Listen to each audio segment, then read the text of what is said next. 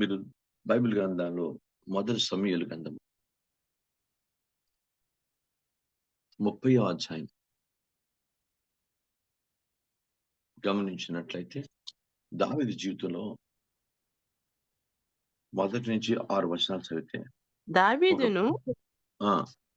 దావీదును అతని జనులను మూడవ దినమందు హ్మ్. సిగ్లగునకు వచ్చిరి. అంతలో హ్మ్. అమాలేకులు దండెత్తి దక్షిణ దేశం మీదను హ్మ్. సిగ్లగు మీదను పడి కొట్టి హ్మ్. దానిని తగులబెట్టి హ్మ్.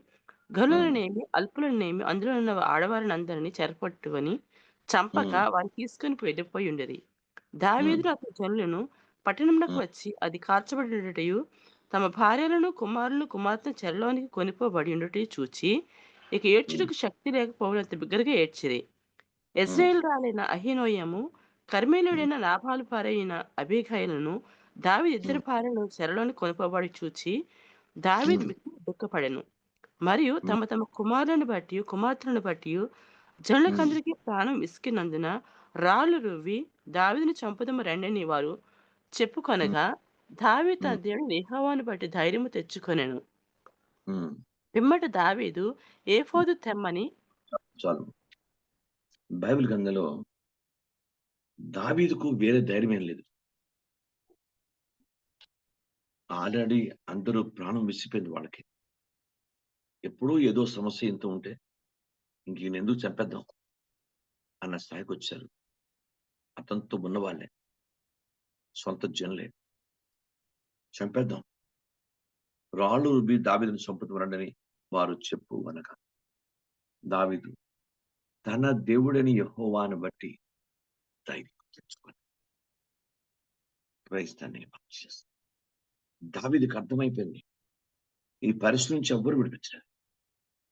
మళ్ళా సిక్లగు వెళ్లి ఎవరైతే ఈ అమాలేకులు వీళ్ళందరూ ఎవరైతే దండెత్తి వీళ్ళని చెరపట్టారో కుటుంబాల్ని వాళ్ళు జయించాలంటే దేవుడు సాయం చేయాలి. అందుకు బైబిల్ గ్రంథాన్ని దేవుని పాదాల దగ్గర జ్ఞాపం చేసుకొని దావీదు దేవుని బట్టి యెహోవాను బట్టి ధైర్యం గుర్తుపెట్టుకోవాలి.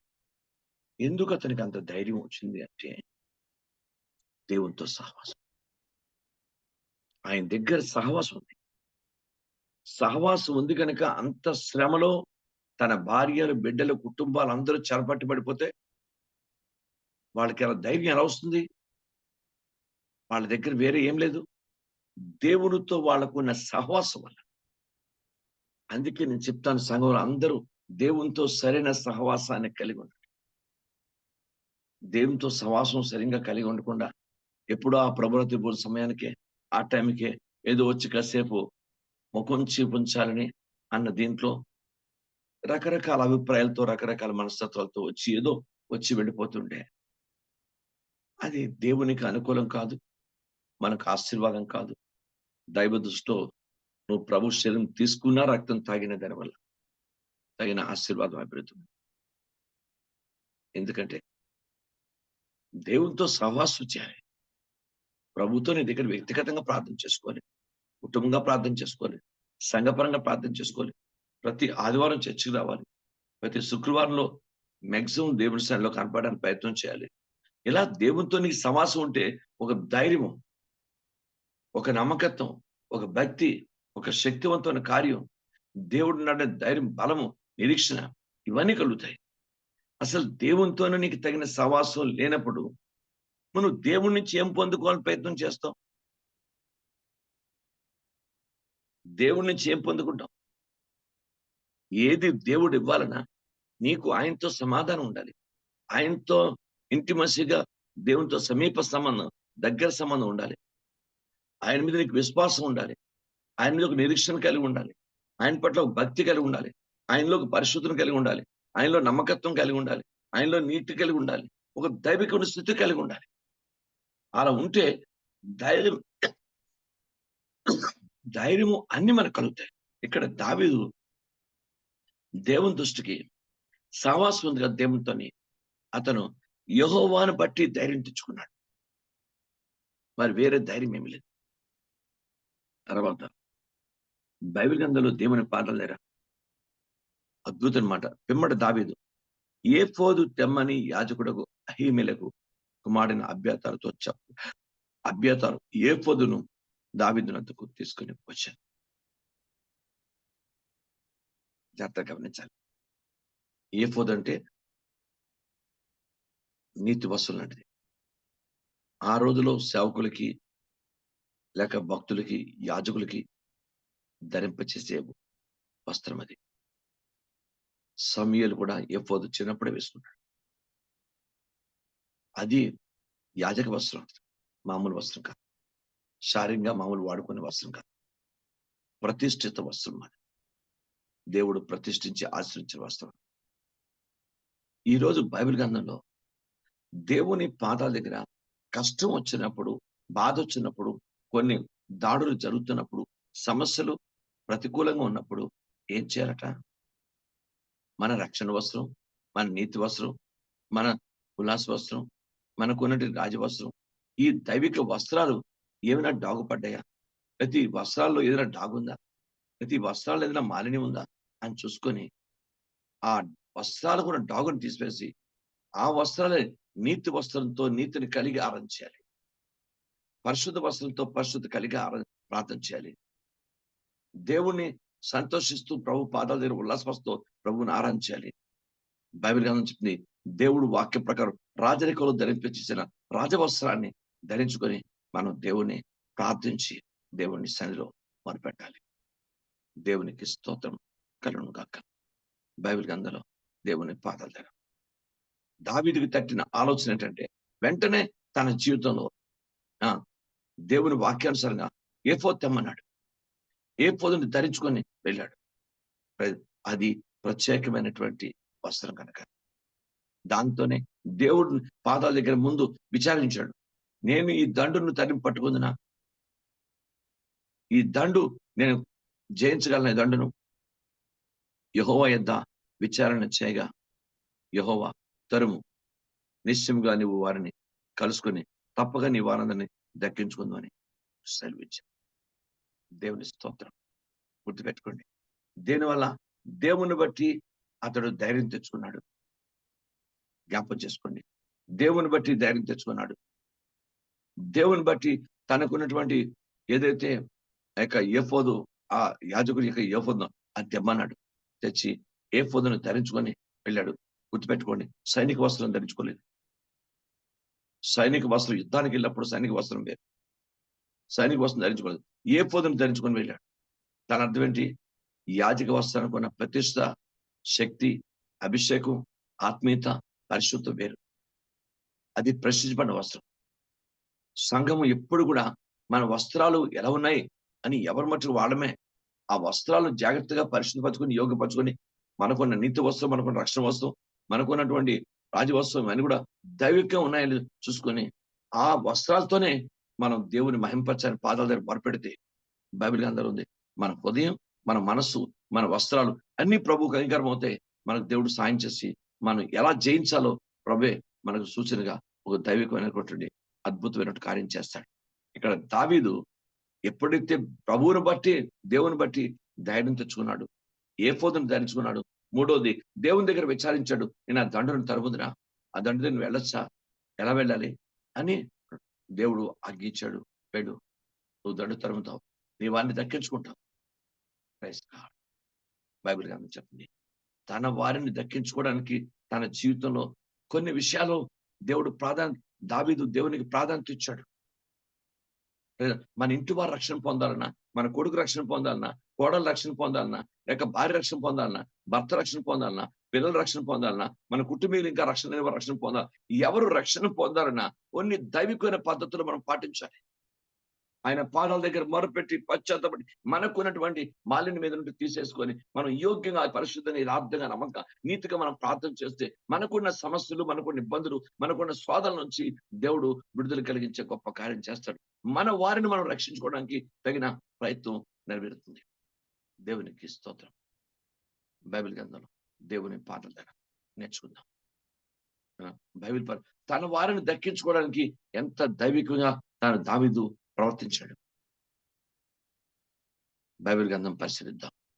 తన వస్త్రాన్ని మార్చేసుకున్నాడు.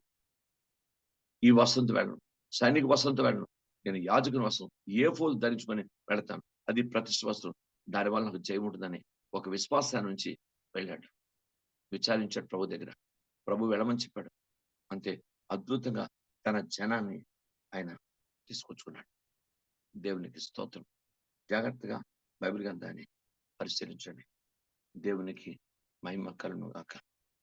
నేను మీరు కూడా నేర్చుకుందాం. Praise the name of Jesus. ఇక్కడ ఒక అద్భుతమైన అర్థం ఉంది. నేను దీనికి ఇప్పుడు చెప్పను. యవ్వనస్తుల గురించి అర్థం చెప్తాను. ఇప్పుడు అర్థం చెప్పను. యవ్వనస్తులు ఎప్పుడైనా ప్రభు చిత్తమైతే మంచి ఆత్మీయత కలిగినటువంటి పరిస్థితి ఉంది. దాని సంగతి నేను తర్వాత చెప్తాను. దీని తర్వాత ఉంది. అందుకే బైబిల్ గ్రంథాన్ని దేవుని పాదాల దగ్గర జ్ఞాపకం చేసుకుంటే అక్కడ దావీదుకు దేవుడు గొప్ప విజయం ఇచ్చాడు. దావీదు తన జనానందరినీ తీసుకొచ్చాడు. ఆశ్చర్యకరంగా దేవుడు వాక్యానుసారమైనటువంటి కార్యాన్ని చేశాడు. ఎందుకంటే దేవుని పాదాల దగ్గర అద్భుతమైన కార్యం జరిగింది. తర్వాత 22వ వచనం ఒకసారి చూద్దాం. దావీదుతో కూడా వెళ్ళిన వాళ్ళు దుర్మార్గులను పనికిమాలిన వారిని కొందరు వీరు మనతో కూడా రాక నిలిచిరి గనక తమ భార్యలను పిల్లలను తప్ప మనకు మరలా వచ్చిన దోపుడు సొమ్ములు మనం ఏమి వీరికి ఇయ్యకము, వీరికి ఇయ్యము ఇయ్యము. తమ భార్య పిల్లలను వారు తీసుకొని వచ్చినండి. బైబిల్ గ్రంథం చెప్తుంది వీళ్ళు పనికిమాలిన వాళ్ళు. అంటే మనతో వచ్చిన అందరూ నీతిమంతులు కాదు, పనికిమాలు, దుర్మార్గులు. మరి వారి భార్య పిల్లలు ఎందుకు తీసుకెళ్ళాలి? వాళ్ళు ఎందుకు ఇచ్చేయాలి మనం? అయితే ఇక్కడ బైబిల్ గ్రంథంలో మాట ఉంది, తమ భార్య పిల్లలను తప్ప మనకు మరల వచ్చిన దోపుడు సొమ్ములో మనం దోపుడు సొమ్ములు భాగమేమి వాళ్ళకి ఇవ్వం అనుకుంటున్నట్ట. అప్పుడు బైబిల్ అందుకు దావీదు వారితో ఇట్లని, నా సహోదరులారా, యెహోవా మనల్ని కాపాడి మన మీదకి వచ్చిన ఈ దండను మనకు అప్పగించి మనకు దయచేసిన దాని విషయంలో మీరు ఇలాగ చేయకూడదు. మీరు చెప్పింది ఎవరు ఒప్పుకొందరు? యుద్ధమునకు పోయేవాని భాగమెంతో సామాన్య నిలిచిన వాని భాగము అంతే అని వాడుక మాట. అందుకు సమముగానే పాలు పంచుకొందరు కదా. కావున నాటి నుండి నేటి వరకు దావీదు ఇశ్రాయేలును బట్టి పంపకము కట్టడగాను న్యాయవిధిగాను ఏర్పరిచి నియమించాడు. దేవునికి స్తోత్రం. అంటే యుద్ధం వచ్చింది, యుద్ధంలో జయం పొందుకున్నారు, దోపుడు సొమ్ము దొరికింది, తన వారిని దక్కించుకున్నారు, తన భార్య బిడ్డలు ఇంటికి తీసుకొచ్చారు, అంతా బాగుంది. దోపుడు సొమ్ము దగ్గరికి వచ్చేసరికి కొంతమంది చెప్పిన మాట మనతో అని వాళ్ళు కొంతమంది దుర్మార్గులు నీతో పాటు యుద్ధాన్ని కూడా సరిగా చేయలేదు, ఏమీ లేదు వాళ్ళు. కనుక వాళ్ళకి ఎలా ఇస్తాం? వాళ్ళ భాగం ఎలా ఇస్తాం అంటే యుద్ధంలో భాగం పంచుకున్న వాడి భాగం ఎంతో మన ఆయుధాల దగ్గర కాపలాకు వస్తున్న వాడి భాగం. కనుక మనం వారికి దేవుడు ఎంత విజయం ఇచ్చిన తర్వాత మనం వాళ్ళకి తప్పు వాళ్ళకుండా వాళ్ళ భాగాన్ని వాళ్ళకి ఇవ్వాలి అని న్యాయాన్ని పాటించాడు. దేవుని స్తోత్రం. గుర్తుపెట్టుకోండి, యెహోవాను బట్టి ధైర్యం తెచ్చుకున్నాడు. ప్రభువైన సాయం చేశాడు. ఏఫోదుని ధరించుకున్నాడు. దేవుని యొద్ద విచారణ చేశాడు. న్యాయాన్ని పాటించాడు. ఇవి దావీదు జీవితంలో గొప్ప విజయాన్ని కలుగజేసాయి. మన కుటుంబంలో, మన ఇంటి మీదకి, మన కుటుంబం మీదకి, మన సంఘం మీదకి కొన్ని దాడులు, కొన్ని పరిస్థితులు, కొన్ని ఇబ్బందులు మనకు కొన్ని కలిగినప్పుడు బైబిల్ ఏదైనా ప్రాసెస్ అనేది సరైంది. ప్రభువుని బట్టే మనం ధైర్యం తెచ్చుకోవాలి. వేరొక ధైర్యం మనకు లేదు. ఎవరు మనకు ధైర్యం ఎవరు చేయలేరు. ఆయన ప్రభువుని బట్టే మనకు ధైర్యం తెచ్చుకోవాలి. జాగ్రత్తగా గమనించండి. భార్య బాగోలేదు, భర్తకు బాగలేదు, పిల్లలు బాగోలేదు, అయ్యో కొన్ని పరిస్థితులు, ఆర్థిక ఇబ్బందులు ప్రతికూలంగా ఉన్నాయి. ఇవన్నీ కొన్ని సమస్యలు ఏమి రావచ్చు కాదనలు. ఏదైనా నువ్వు దేని బట్టి ధైర్యం ఉంటే ప్రభువుని బట్టి మాత్రమే. వేరొక నాకు బంధు బలగం ఉంది, నాకు డబ్బు బోల్డ్ ఉంది, లేకపోతే నాకు ఎవరో మా జనం వచ్చి నాకు అప్పిస్తారు, లేకపోతే ఆ సమస్య తీరిపోతుంది అని లేదు. నాకు ఎవరైనా బ్యాంక్ ఇస్తారు, బ్యాంక్ డబ్బు తీసి డబ్బు ఇస్తారు, ఏం లేదు. దావీదు గారు ఆ పరిస్థితి లేదు. ఎవరిమైనా గుర్తుపెట్టుకోండి, ముందు ప్రభువుని బట్టి మాత్రమే ధైర్యం తెచ్చుకోవాలి. ప్రభువుని బట్టి మాత్రమే. అందుకే మీరు యెహోవాను బట్టి సంతోషించండి, యెహోవాను బట్టి మీరు ఆనందం చేయండి, యెహోవాను బట్టి ధైర్యం తెచ్చుకోండి, యెహోవాను బట్టి విశ్వాసాన్ని కలిగి ఉండండి. ఏదైనా ప్రభువుని బట్టే గొప్ప ధైర్యం వస్తుంది. బైబిల్ వెంటనే మన జీవితంలో దేవుని మన దైవిక వస్త్రాలు ఎక్కడ మాలిన్యం చూసుకొని ఆ వస్త్రాలను పరిశుద్ధపరచుకొని ఆ దేవుని వాక్య ప్రకారం నీతి వస్త్రంతో, పరిశుద్ధ వస్త్రంతో, రాజవస్త్రంతో, దేవునికి అనుకూలంగా రక్షణ వస్త్రంతో ప్రభు పాదాల దగ్గర మోకరించి అయ్యా ఈ సమస్య నుంచి పరిష్కరించమని దేవుని ప్రార్థన చేస్తే బైబిల్ చెప్తుంది దేవుడే గొప్ప అద్భుతమైనటువంటి ఆయన పరిష్కారం చూపిమని విమోచిస్తాడు మనకున్న సమస్యల నుంచి. క్రైస్తవుడు గొప్ప ధైర్యం కలుగుతుంది.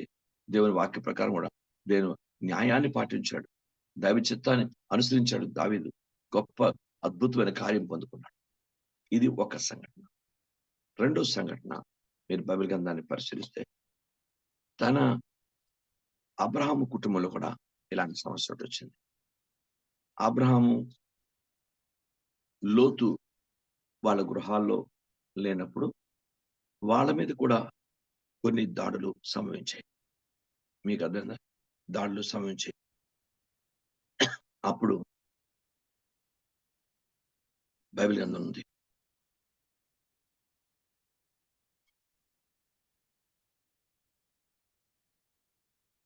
పదిహేడవ అధ్యాయం.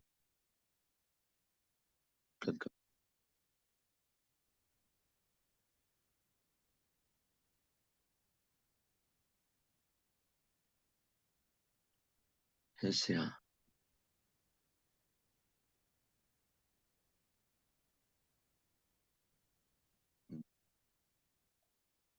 14వ అధ్యాయం. ఆదికాండము 14వ అధ్యాయం. 17, 14 అండి. ఆదికాండం 14వ అధ్యాయం. 14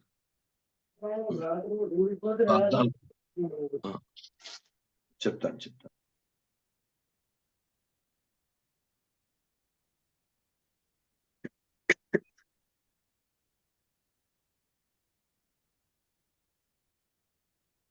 ఆరు నుంచి చూడండి. 14:6 నుంచి. మరియు హోరీయులను అరణ్యం దగ్గర ఉన్న ఏల్పారాను వరకు తరిమి సేయూరు పర్వతం ప్రదేశంలో వారిని కుట్టిన తరువాత తిరిగి కాదేశను ఏర్మిషతుకు వచ్చి అమాలేకీయుల దేశం అంతటిని హససోన్ తామారులో కాపురమున్న అమోరియలను కూడా కొట్టిరి. అప్పుడు సుధమరాజును గుమర రాజును అద్నారాజును నెబోయిము రాజును సోయరును బెలరాజును బయలుదేరి సిద్దిములోయలో వారితో అనగా ఎలాము రాజైన కదుర్లాయు మెరు గోయియాయుల రాజైన తెదాలు షెనారు రాజైన అమ్రావేలు ఎల్లాసరు రాజైనటువంటి ఆర్యోకు అను నలుగురితో ఆ 5 రాజులు యుద్ధము చేసిరి. ఆ సిద్దిములోయలో విస్తారమైన మట్టికీలు గుంటలు ఉండెను. సుధమ గుమ్మరాల రాజులు పారిపోయి వాటిలో పడిరి. శేషించిన వారు కొండకు పారిపోయి. అప్పుడు వారు సుధమ గుమ్మరాల ఆస్తి యావత్తును వారి భోజన పదార్థములన్నీ పట్టుకుని పోయారు. మరియు అబ్రాము సహోదరుని కుమారుడు లోతు సుధమలో కాపురముండెను కనుక అతని ఆస్తిని పట్టుకుని పోగా తప్పించుకుని అక్కడ వచ్చి హెబ్రీయుడైన అబ్రామునకు ఆ సంగతి తెలిపాను. అప్పుడు అతడు యాష్కాలు సహోదరుడును అనేరు సహోదరుడైన మమ్రే అను అమోరియుని ఏలోను వనములో కాపురముండెను. వీరు అబ్రాముతో నిబంధన చేసుకున్నవారు. అబ్రాము తన తమ్ముడు చెరపట్టబడినని విని తన ఇంట పుట్టి అలవర్చబడిన 310 మండు గురిని వెంట పెట్టుకుని దాను మట్టుకు ఆ రాజును తరిమెను. రాత్రివేళ అతడును అతని దాసులను వారికి ఎదురుగా మనలు తీర్చే వారిని కొట్టి దమస్కునకు ఎడమతట్టున్న కోబా మట్టుకు తరిమి ఆస్తి యావత్తు తిరిగి తెచ్చి తన తమ్ముడైన లోతును అతని ఆస్తిని స్త్రీలను ప్రజలను తిరిగి తీసుకుని వచ్చాను. అతడు కదుర్లోయో మెరును అతనితో కూడా ఉన్న రాజులను ఓడించి తిరిగి వచ్చినప్పుడు సుధమారాజు అతను ఎదుర్కొంటకు రాజు లోయ అను షావే లోయ మట్టుకు బయలుదేరి వచ్చాను. మరియు షాలేమరాజు అంటే మెల్కిసెదకు రొట్టెను ద్రాక్షాసమును తీసుకుని వచ్చాను. అతడు సర్వోన్నతులకు దేవునికి యాజకుడు. అప్పుడు అతడు అబ్రామును ఆశీర్వదించి ఆకాశమునకు భూమికిని సృష్టికర్తయును సర్వోన్నతుడైన దేవుని వలన అబ్రాము ఆశీర్వదింపబడుగాక అనియు నీ శత్రువులను నీ చేతికి అప్పగించిన సర్వోన్నతులకు దేవుడు స్తుతింపబడుగాక అనియు చెప్పాను. అప్పుడు అతడు అన్నిటిలో అతనికి 10వ వంతు ఇచ్చాను. సుధమారాజు మనుషులను నాకిచ్చి ఆస్తిని నీవే తీసుకున్నామని అబ్రాముతో చెప్పగా అబ్రాము నేనే అబ్రామును ధనవంతునిగా చేసి తినని నీవు చెప్పకున్నట్లు ఒక నూలు పోగైనను చెప్పుల వారిను నీ వాటిలో ఏదైనా తీసుకున్నానని ఆకాశమునకు భూమికి సృష్టికర్తయును సర్వోన్నతుడకు దేవుడైన యెహోవా ఎదుట నా చెయ్యెత్తి ప్రమాణం చేసి ఉన్నాను. చాలండి. అబ్రహాము జయించిన విధం చూడండి. అబ్రహాము తన దగ్గర ఉన్న 318 తన ఇంటి వారిలో శిక్షణ పొందిన వారు వాళ్ళు. 318 మందిని తీసుకొచ్చారు. దావీదు దగ్గర ఉన్న వాళ్ళను శిక్షణ పొందిన వారు కాదు. బైబిల్ పరిశీలించండి. ఇక్కడ శిక్షణ పొందిన వారిని 310 నమ్మకస్తులని వారిని 318 మందిని తీసుకుని వెళ్తాడు అబ్రాహాము.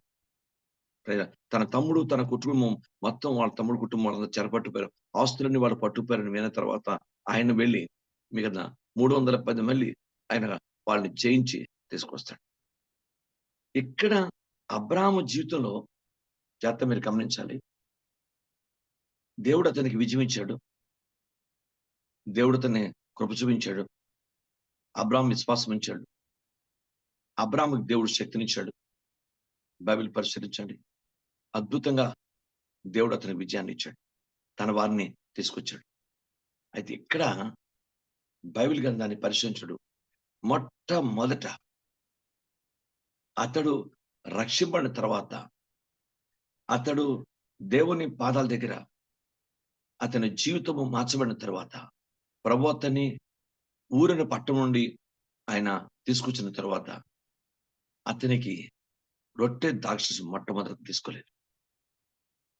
ది ఫస్ట్ టైం దేవుడు ఒక ప్రధాన యాజకుడిని పంపించి తాను ఏర్పరచుకున్న దైవదాసునికి మొట్టమొదట ప్రభురాత్రి భోజనం ఇంట్రడ్యూస్ చేసి ఇచ్చాడు. దేవునికి స్తోత్రం. చూసారా? మొట్టమొదట మీరు బైబిల్ గ్రంథాన్ని పరిశీలించండి. దేవుని కారణం అబ్రహాం ముందు గుడారం వేయలేదు. అబ్రహాము దేవునికి బలిపీఠం పట్టుకునే ఆలోచన కలిగి ఉన్నాడు. దేవుని స్తోత్రం. మీరు బైబిల్ పరిశీలన ఇక్కడ సొదొమ గొమొర్రా పట్టణాలు బైబిల్ వాళ్ళందరూ ఆక్రమించుకొని ఏదో విధంగా చేద్దాం అనుకున్నా. తన దగ్గర ఉన్నటువంటి అంటే ఒక సేవకుని దగ్గర దైవిక యోధులు ఉండాలి. మామూలు వారు కాదు. సంఘాల్లో మామూలు ఉంటారు. ఎలాగా? చర్చకు వస్తారు, వెళ్ళిపోతారు, అంతే. మరి మిగతా ఆ దైవ బాధ్యత, దైవ భారం, ఆ సువార్తలు, దేవుని రాజ్యసేవ, దేవుని మహిమకరం జీవించడం, దేవుని పనులు అన్నింటిలో పాలు పొందడం, ప్రభు నామాన్ని మహిమ తెచ్చుకోవడం, ఈ దైవిక తక్కువ. ఎక్కువ ఈ యొక్క ఎవరైతే బాగా దైవ సేవకుడితో ఉండి ఆయనతో సహవాసం చేసి దేవునితో మాట్లాడుకొని ప్రార్థన చేసుకొని ప్రభు యొక్క ఆత్మ కలిగి దైవశక్తిని వాళ్ళు యోధులు. ఆయన దగ్గర ఉన్న వారిలో మాత్రమే 318 మంది యోధులను అంటే వాళ్ళని తీసుకొని వెళ్ళి ఆయన జయించి దేవుడు వారి ద్వారానే అతనికి జయాన్ని కూడా ఇచ్చినట్టు లేఖనాలు స్పష్టపరుస్తున్నారు. అంటే సేవకుని దగ్గర ఎవరు ఉండాలి? యోధులు ఉండాలి. పౌలు గారి దగ్గర వెరీ పవర్ఫుల్. ఎఫ్రా, ఒనేసిము, తుకికు వీళ్ళందరూ మంచి పవర్ఫుల్, ప్రార్థనలో తిట్ట ప్రయాసపడిన వారు. క్లెమెంతు, సుంటుకేసు స్త్రీలు కూడా మంచి దైవిక స్త్రీలు. మరి సేవకునితో ఎవరుండాలి? నవ్వుకునేవారా? సాధారణంగా ఏదో జోకులు వేసి సరదాగా మాట్లాడుకునేవారా? ఏదో పాటలు పాడిచి వెళ్ళిపోతున్నవారా ఉంటారా? కాదు. సేవకునితో శక్తివంతులు ఉండాలి, ఆత్మపూర్ణులు ఉండాలి, ప్రార్థనాపరులు ఉండాలి, నమ్మకస్తులు ఉండాలి, నీతియుక్తమైన వారు ఉండాలి, దైవ శక్తులు ఉండాలి. ఏ సమయంలో ఏ దాడి ఈ దుష్టు నుంచి సంఘం మీదకి వచ్చిన వెంటనే దేవుడు సేవకుతో కలిసి పోరాటంలోకి ఆ యోధుడు దీపావళి ప్రార్థన పరులు. అది దేవుని ప్రణాళిక. దేవుని అపోస్తులు వారే శిష్యులు ఏర్పరచుకున్నారు. ఆ శిష్యులు ఏర్పరు. అలాగా మొత్తం అపోస్తులతో కంటిన్యూ అయిపోయింది. ఈరోజు మామూలుగా ఉండి ఏదో దేవుని దగ్గర పొందేస్తాం, సాధించేస్తాం, ఏదో అన్నట్టు ఉండకూడదు. దేవుడితో ఉన్నవారు శక్తివంతులు కావాలి. దైవ సేవకులతో ఉన్నవారు కూడా శక్తివంతులు కావాలి. వారి యోధులుగా మారాలి. అలా మారి ఎప్పుడు సంఘం మీదకి లేదా కుటుంబాల మీదకి ఏదైనా దాడి సంభవించినప్పుడు వెంటనే స్పందించి దైవ సేవకులతో కలిసి వాళ్ళు యుద్ధంలోకి అనగా ఈ పోరాటంలోకి, ప్రార్థనా పోరాటంలోకి, ఆత్మీయ పోరాటంలోకి దిగిపోవాలి. అది విశ్వాసుల యొక్క నమ్మకత్వం. దేవునికి స్తోత్రం కలుగును గాక.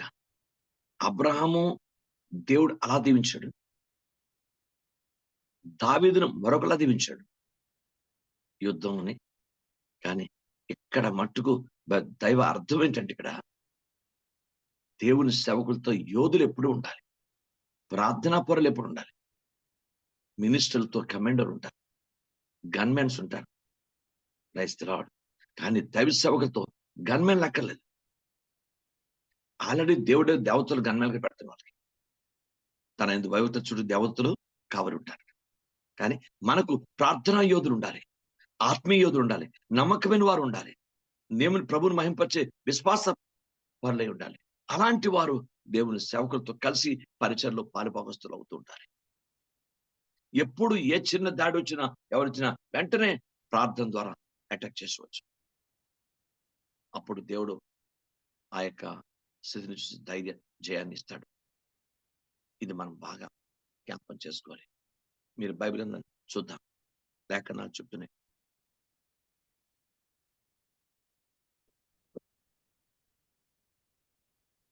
వచ్చిన 14 అబ్రాము తన తమ్ముడు ఏర్పట్టనని విని తన ఇంట పుట్టిన అలవర్చబడిన 318 వెంట పెట్టుకుని దాను మట్టుకు ఆ రాజులను తరిమిన. ఎవరు? తన ఇంట పుట్టిన లిబ్బానియా పునఃసహూరా దేవుని మందిరంలో వారు ఆశ్రయించబడిన రక్షణ పొందిన తనతో పాటు అనేక మంది, ఎంతమంది రక్షణ పొందుకున్నారు, ఎంతమంది ప్రవేక పాదాల దగ్గర దేవుని సేవలో సేవకులతో కలిసి పనిచేస్తున్నారు, ఎంతమంది అలా దేవునితో ఉన్నారు, అలా దేవుని సేవకులతో వాళ్ళందరినీ లెక్క పెడితే 318 మంది వచ్చారు. తన ఇంట పుట్టి అలవాటు కలిగిన దేవుని సేవకులతో ఉండి ఆ ప్రార్థన, వాక్యము, ఆరాధన, విధేయత, విశ్వాసం అలవర్చుకున్న వారు వాళ్ళని ప్రత్యేకమైన గుంపది.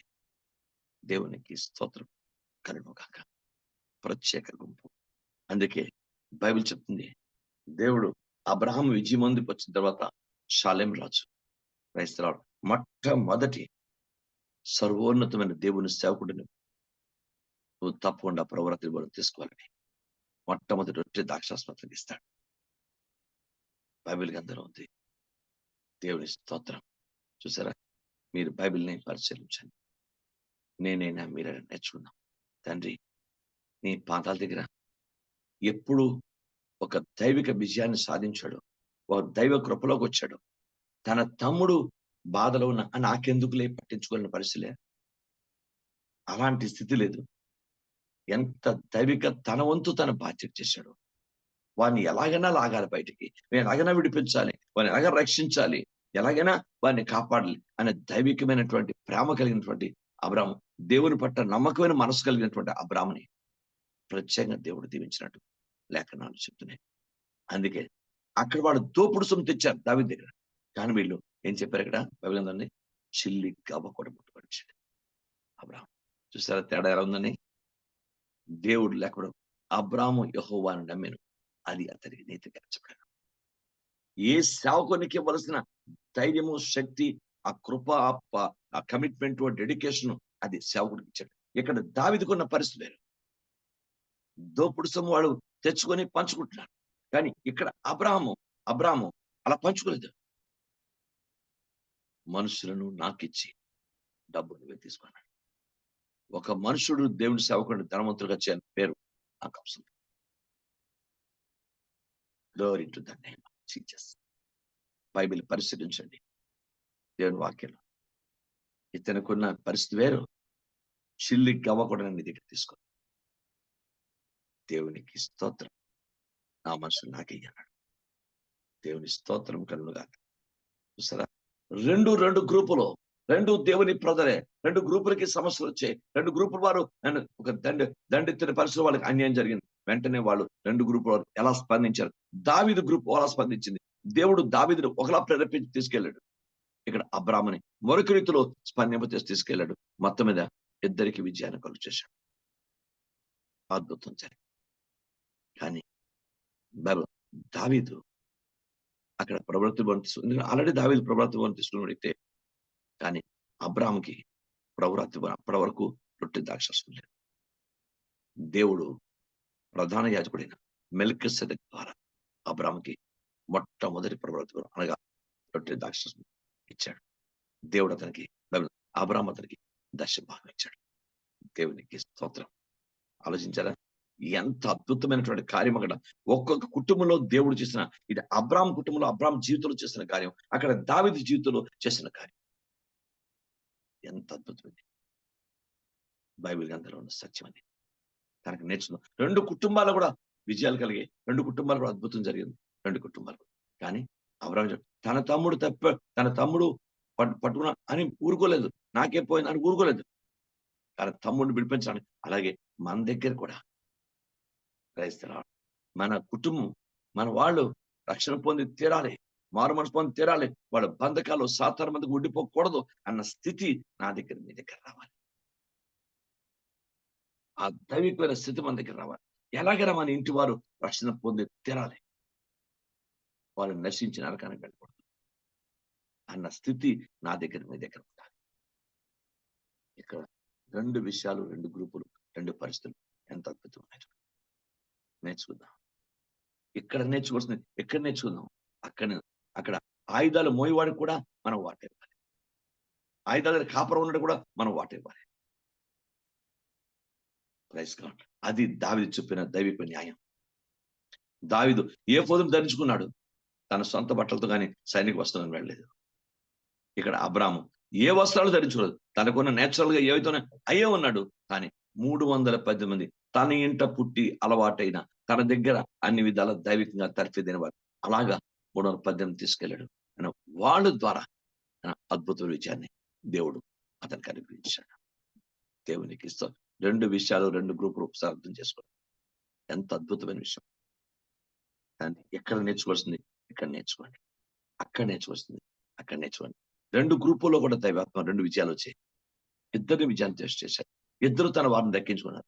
మరి మన వారిని మనం కూడా ప్రార్థన చేసి, ఇంకా మన ఇంట పుట్టిన వారిని, రక్షణ లేని వారిని, మన కుటుంబాల్లో ఉన్న వారిని, అయ్యా మన వంశాల వారిని, అయ్యా ఇంకా సాతాను బంధకుండి పాప ఊబి నుండి విడిపించునా ఇంకా వారిని దర్శించు ప్రభా. నేను ఎలాగైనా వారిని పట్టుకొని నరకానికి వెళ్ళొద్దు ప్రభా, వాళ్ళు నరకాన్ని వెళ్ళకూడదు నాన్న అని మనం ప్రార్థన చేసి కన్నీరు పచ్చి, ఎవరైతే మన ఇంట ఇంకా రక్షణ ఉన్నారో వాళ్ళ కొరకు మనం ప్రార్థించాలి. బద్దులుగా మనం ఉందాం. దేవునికి స్తోత్రం. చూసారు 2 విషయాలు అర్థం. దేవుడు తన మాటలు మన ఇంట్లో దీవించును కాక. అని ప్రార్థన చేసుకో. ప్రభు యొక్క ఆత్మ ద్వారా ప్రేరేపించబడి ప్రార్థన చేయండి. ఈరోజు శుక్రవారం ప్రార్థన ఉంది, తప్పకుండా. Praise God.